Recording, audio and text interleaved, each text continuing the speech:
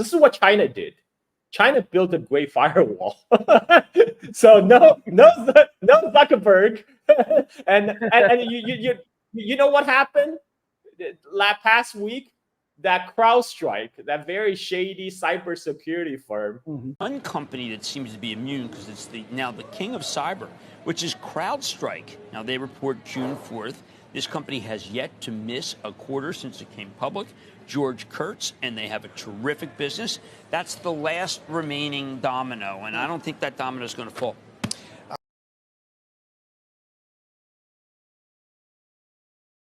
Pushed a forced security update on a Friday that brought down the world's IT infrastructure, including India, US, Europe, you name it. All the airlines were paralyzed because their windows just froze. They got the big blue screen of death. Today I'm going to explain what the CrowdStrike issue actually is, the key difference in kernel mode, and why these machines are blue screening. And I was traveling in New York City, which left me temporarily stranded as the airlines sorted out the digital carnage. But that downtime gave me plenty of time to pull out the old MacBook and figure out what was happening to all the Windows machines around the world. And this had no impact in China because China, they're not running that software. they're you know, even if they do have Windows, they're not using the CrowdStrike.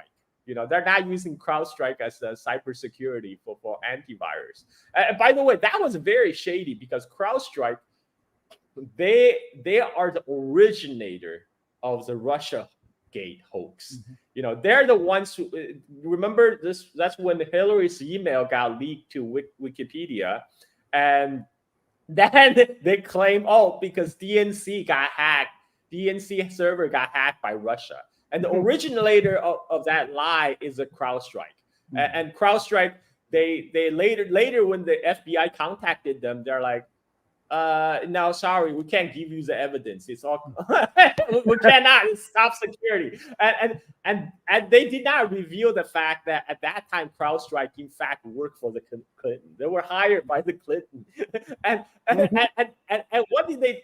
And CrowdStrike also behind the claim, behind the big North Korean. They claim that North Korea hacked Sony to in revenge for that Sony movie about North Korea. Yeah, it's also CrowdStrike, and the CrowdStrike's going around. So they are embedded with the U.S. intelligence services, and then they go around to tell all these big corporations, you have to buy our software, you have to buy our services for cybersecurity because the dangers posed by hacking from Russia, from China, from Iran, from North Korea. But don't worry, we will protect you. And guess what? Then what did they do? They brought down the whole globe with them. And they did that because they have a very people were looking into it. What happened? So supposedly they had a very basic, a very common mistake, a null pointer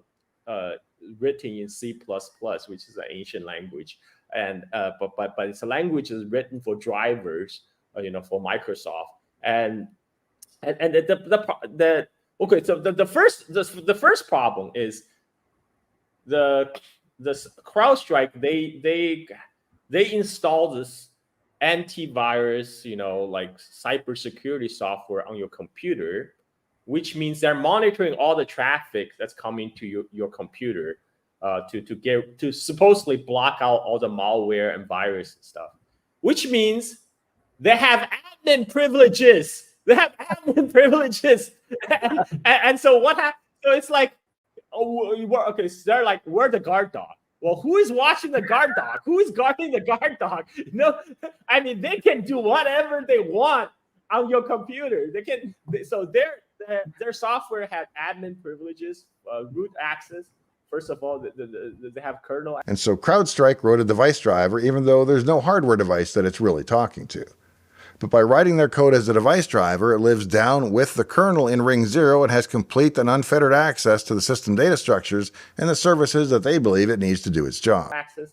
And then they have this automatic update which you cannot say no because it's a forced software update. They, it's not even like an update. You can say, "Oh, I want this." Yes, no. You don't get the option. They push it. It's a forced update on all the systems, and then those bright big brains at CrowdStrike decided to do it on a Friday morning. I worked as a deployment engineer for a while, so I know the last thing you want to do as a deployment engineer is deploy it on Friday, because you know what? If something screws up, you are giving everybody an early weekend, and your weekend is screwed. You're going to work your ass off the rest of the weekend trying to patch up the problem. You don't want to do deploying on Friday if you can't help it. And so they have and by the way, CrowdStrike, guess where they outsource a lot of work to? India. They outsource a lot of their work in India. So they had this null pointer error, which could easily be catched. Very common, if you just do a if condition. If this thing is null, then don't do anything. This is a very common mistake in computer programming. But their dev team somehow failed to catch that. But that's fine. They could have like an automatic software to scan for those kind of things, scanning your software for this kind of mistake. They didn't do that, but that's fine. You still, mistake happens, but you don't push your software without testing to the production environment. That's like this is why most people have set up a staging environment where your environment totally mimics the production. You deploy your code there first, you test it, you're satisfied, then you push to production. You don't go this gonzo cowboy. It's like, no problem with my code. I'm gonna go push this to production on a Friday across the globe, across the entire world, all the Microsoft systems. This is what they did, and after this huge screw up, when their CEO was interviewed, they say, "Well, we're looking into this. This is not a cyber attack. This is not a this only impacted the Microsoft platform. We ask the people that have issues contact our customer service. We'll sort." It's like, you just caused a global IT infrastructure meltdown. Airlines were grounded because they couldn't get out their terminal, Microsoft. And you can just say, "Oh, it only affects a Microsoft Windows system." Are you kidding me? And this guy, this is like the perfect encapsulation of the U.S. empire. It's grift, corruption, incompetence, and stupidity, and exploitation.